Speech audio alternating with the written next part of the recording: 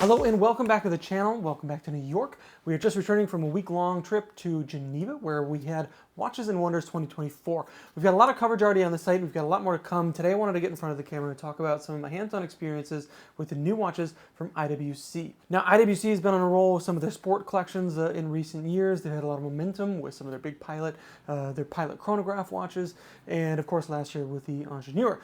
This year they've taken a slightly different direction with some new releases in their Portuguese collection.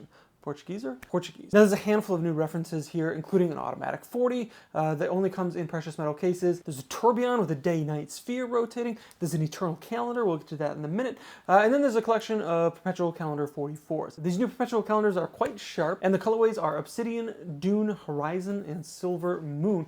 Now I'm particularly fond of the Dune and Horizon colorways. These are really interesting, subtle colors that kind of draw you in for a closer look. I also like how they present the information in their perpetual calendars. This started with the Portofino perpetual calendar that was released a couple years back, a watch that I am exceptionally fond of.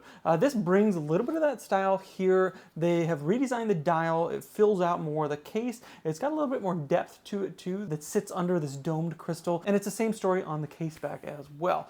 So they're small, subtle changes, but they do make a difference, and it just feels like that much more of a refined premium experience, I suppose you could say. And I really like how they approach the perpetual calendar mechanically as well. Everything is of course adjustable through the crown, so there's no pushers everywhere. It's a very straightforward, simple to use, relatively simple to use system, I should say.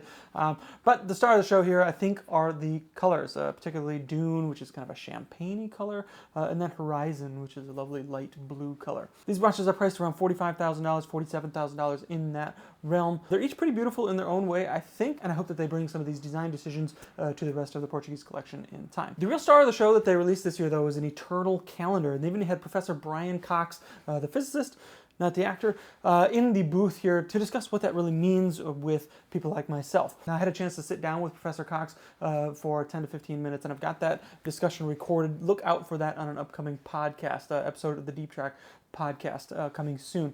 Now this watch is, as I mentioned, an eternal calendar. It's a secular calendar, so this watch accounts for the Gregorian calendar's leap year exceptions by skipping 3 leap years over a 400-year period.